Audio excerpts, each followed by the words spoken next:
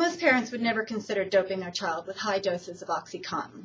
So why do they allow their child to take another powerful narcotic, ADHD medication?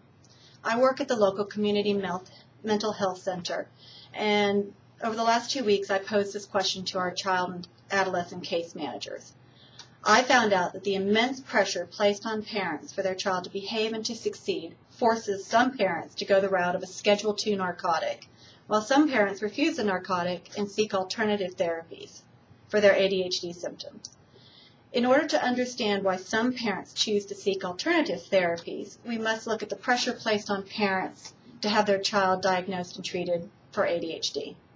In many instances, the pressure to test and treat their child for ADHD comes from the administrators and the teachers at their schools. According to the article, ADHD, Who Makes a Diagnosis by Elizabeth Landau on CNN.com, and I quote, "All too often, parents come to pediatrician Dr. Claudia Gold's office asking for a prescription for ADHD based on a recommendation from a school.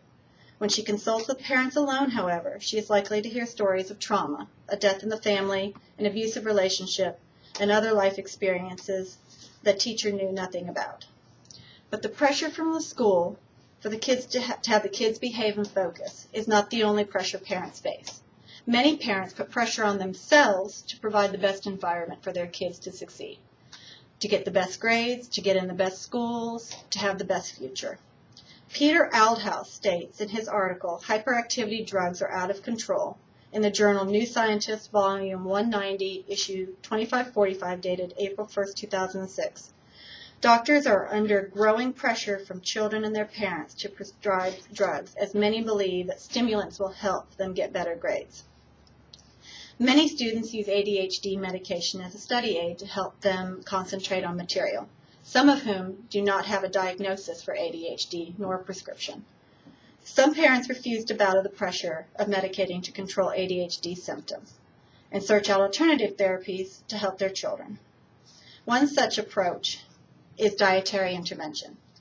According to an article by Janice Pello, Elizabeth Solomon, and Candace Bernard titled Complementary and Alternative Medical Therapies for Attention Deficit Hyperactivity Disorder in the Alternative Medicine Review, Volume 16, Number 4, the children who followed the dietary intervention no longer met the DSM-4 criteria for ADHD. The research further highlights that hypersensitivity to foods and additives may exacerbate ADHD symptoms. Dietary intervention includes completely removing food additives such as preservatives and artificial food coloring, or removing refined carbohydrates and sugars. These are believed to increase aggressive and restless behavior. Another approach is to add nutritional supplements to the child's diet.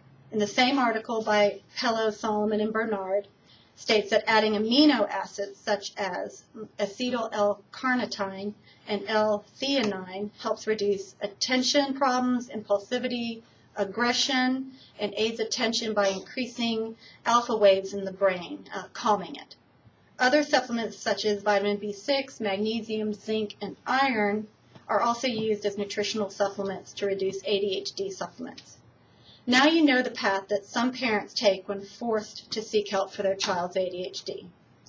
Parents want what is best for their child. So when the call comes from the school about the behavior and the fears about their grades emerges, many parents weigh their options about how to treat their child's ADHD. Alternative therapies have become a viable option to medication in many parents' eyes. So the question falls to each parent.